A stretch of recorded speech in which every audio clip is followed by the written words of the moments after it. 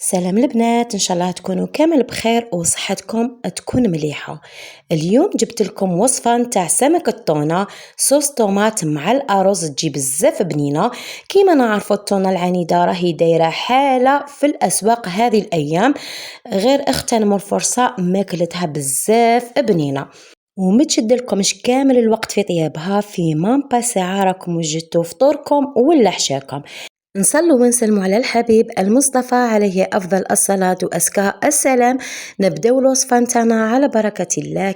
نجيبوا مرميطة نحط فيها 2 ملاعق نتاع مارغرين ولا زبدة، من الأحسن مارغرين باش يعطينا واحد الكو بزاف شباب في الأرز نتاعنا. حطيت لهنايا 2 كيسان نتاع الأرز، أرز من النوعية المليحة. شوفوا البنات، الأرز نتاعي كنت غسلته 3 مرات، والمرة الرابعة خليته في الماء نتاعو حوالي 5 دقائق حتى 10 دقائق باش يطيب لنا اعلى حبه. نقلي الرز نتاعنا كما شفتوا مع ملعقه صغيره نتاع الملح ورشه نتاع الفلفل الاسود، ونبقى نقلي فيه كما راكم تشوفوا حتى نشوفوا الحبه نتاعنا تغير اللون نتاعها.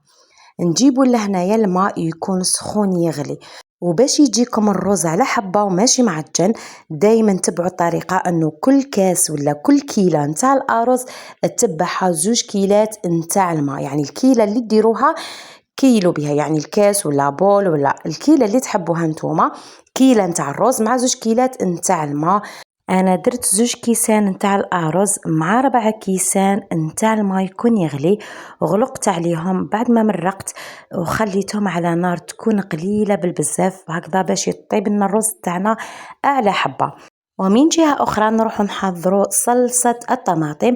كما شفتوا حطيت في مقله 2 ملاعق حتى 3 ملاعق نتاع الزيت، وجبت الكميه نتاع الطونه بعد ما كنت غسلتها في الماء والخل، خليتها حوالي 2 دقائق حتى 3 دقائق باه يروح لنا كامل هذاك الدم نتاعها، وما تخلوهاش اكثر من 3 دقائق في الماء والخل هكذا باش ما يتغيرش اللون نتاعها. انا كنت قطعتها قطع صغيره كما راكم تشوفوا، ما هي صغيره ما هي كبيره، حبيتها هكا. وكاين اللي يقطعها يعني قطع صغيره، كاين اللي يديرها شرائح ويشويها، كل واحد والطريقه نتاعو. انا عطيتكم هذه الطريقه محتمدتها، وثاني كي تشوها تجي بزاف بنينه اون راكم تاكلوا في اللحم.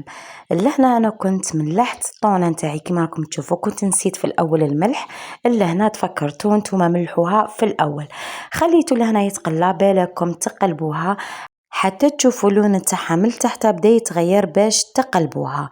راهي دايره حاله في الاسواق على الطرقات، راهي باسعار مناسبه، اغتنموا الفرصه وشروها وطيبوها لوليداتكم، سورتو اللي عندهم وليداتهم عندهم نقص التركيز. كما نعرفوا الحوت يقوي الذاكره. في الاول كي حطوها كانت شويه غاليه، ومن بعد بدات تنقص لانه عيد الاضحى راهو على الابواب وخافوها تفسد لهم. يعني هذا العام جات ما شاء الله كونتيتي بزاف كبيره، في كل دوره تلقايها محطوطه ويبيعوا فيها. وننصحكم خياتي، كاين بزاف اللي ما يغسلوش الطونه، يعني يجيبوها مباشره يشويوها ولا يقليوها. ونقول لكم راكم غالطين، لانه راهي معرضه للغبره كي تكون محطوطه برا، ما راهيش في الفريغو كيما اللحم. حتى اللحم ونغسلو كي نشروه نشلوه تشليله خفيفه هكذا من اليدين.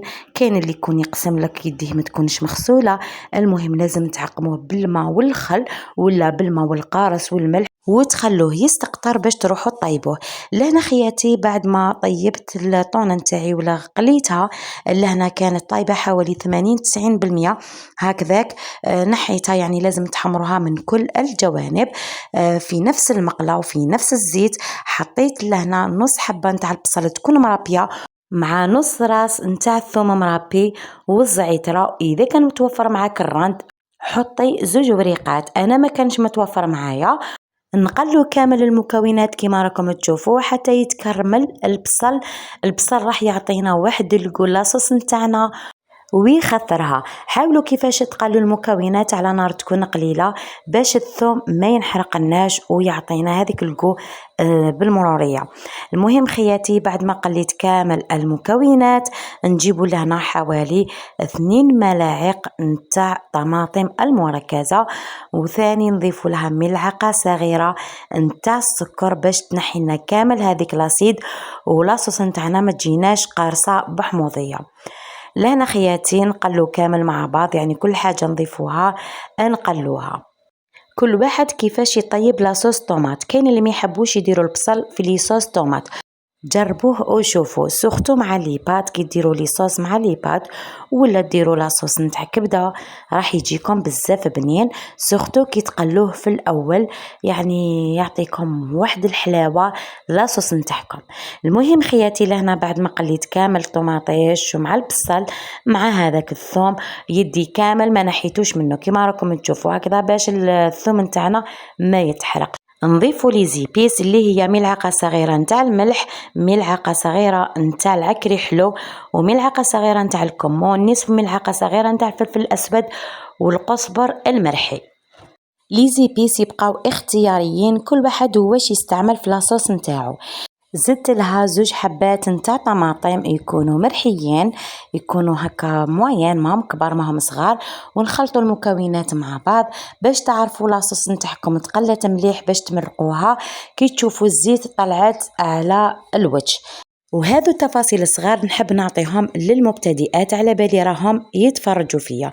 المهم خياتي بعد ما قليت لاصوص نتاعي كما راكم تشوفوا، شوفوا الزيت راهي طلعت، ونمرقو بالماء يكون سخون يغلي حوالي كاس ولا كاس ونص على حسب الكونتيتي اللي راكم دايرينها. انا مرقت عيني ميزاني، غطيت عليها وخليتها حوالي 5 دقائق قيس ما يطيب لي هذاك الثوم والبصل.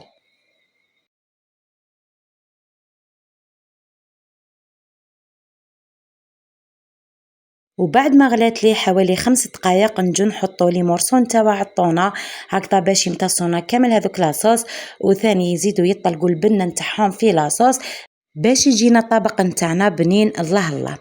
نخلوهم ثاني حوالي 5 دقائق ونطفو عليها اكيد حتى تعقد لنا لاصوص نتاعنا.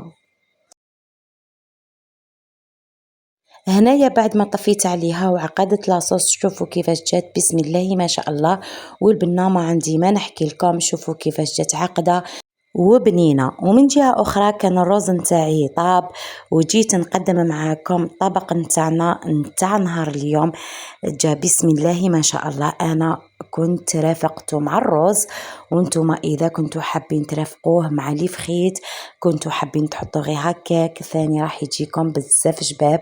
وبالنسبة للروز تقدروا تقدموه هكا بيض ولا ديروه صفر، كي يكون يطيب ديروا له شوية نتاع الكركم راح يجيكم صفر كيما نتاع المطاعم. والارز شوفوا كيفاش جا على حبة ما جاش معجن وجا بزاف بنين مع هذيك لاصوص نتاع الطونة. ما عندي ما نحكي لكم، ان شاء الله تجربوها وتردوا لي ارائكم في التعليقات، سورتو اللي ما يحبوش الحوت ولا حضري بهذه الطريقة مش راح يعطيكم كامل بنة نتاع الحوت. طريقة التقديم كل واحد وكيفاش يزينو، كل واحد وكيفاش يقدموا لكم الاختيار.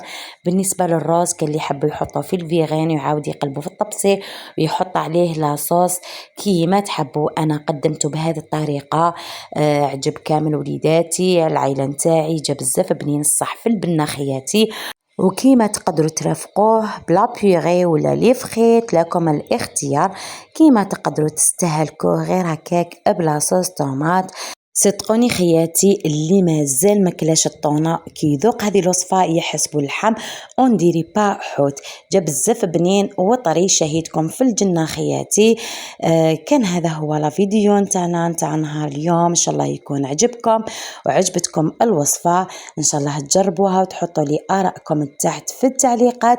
ما تنسوش تدعموني باللايك والاشتراك وتفعيل زر الجرس باش يوصلكم كل ما هو جديد.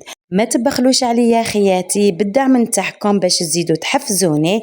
ربي يفرحكم وربي يعطيكم واش متمنين في هذو العباشر. لهنا كنا لحقنا نهاية لا فيديو، ما بقى لي نقولكم اتهلاو في روحكم، اتهلاو في صحتكم، ونتلاقاو في فيديو جديد مع وصفة ولا تدبيرة جديدة.